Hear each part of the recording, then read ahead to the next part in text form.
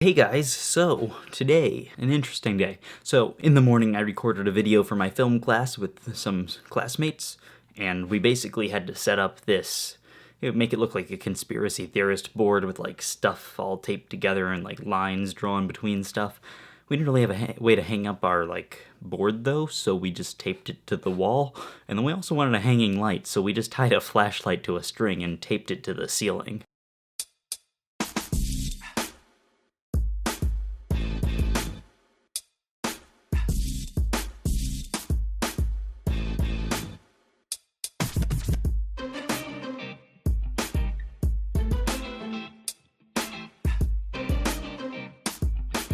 I know you guys haven't seen me in a while, and you've probably missed me.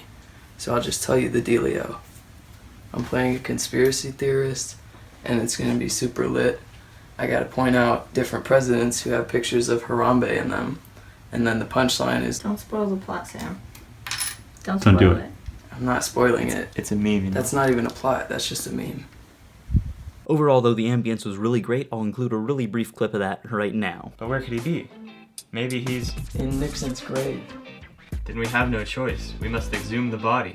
But then when I got home, I had some time. I learned a bunch of TSLEs. Nope, TTLLs. I always say the wrong one. I learned another 12 TTLLs, so I learned the amount that I said I was going to.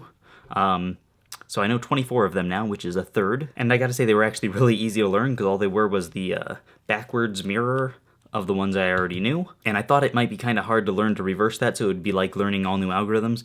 But really, it's actually quite easy to reverse it in my head and just do it backwards. I basically just have to think, if I did a flick with my right hand index finger, I just do that flick with my left hand index finger.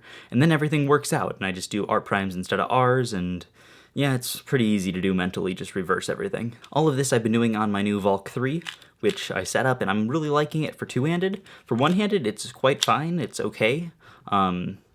Noticeably larger than my other cube, but that's about what I expected.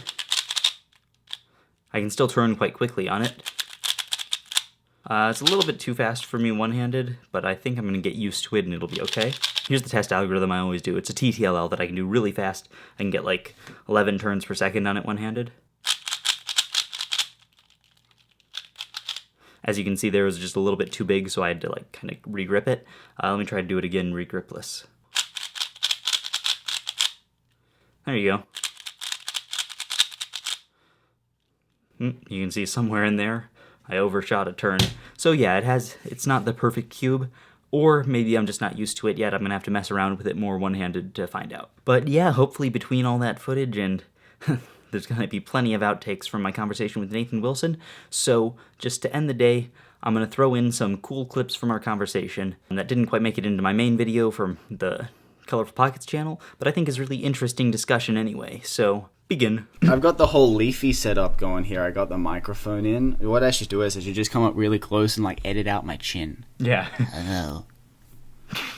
But just like a hole where your chin is. I'll put some green tape on and I'll like just green screen it out. It'll just be like transparent. So I could just put like other people's chins there. In fact, I could actually edit yours on. Yeah. So then I could finally have some facial hair. Instead of like a face swap, we'll do a chin swap. A chin swap.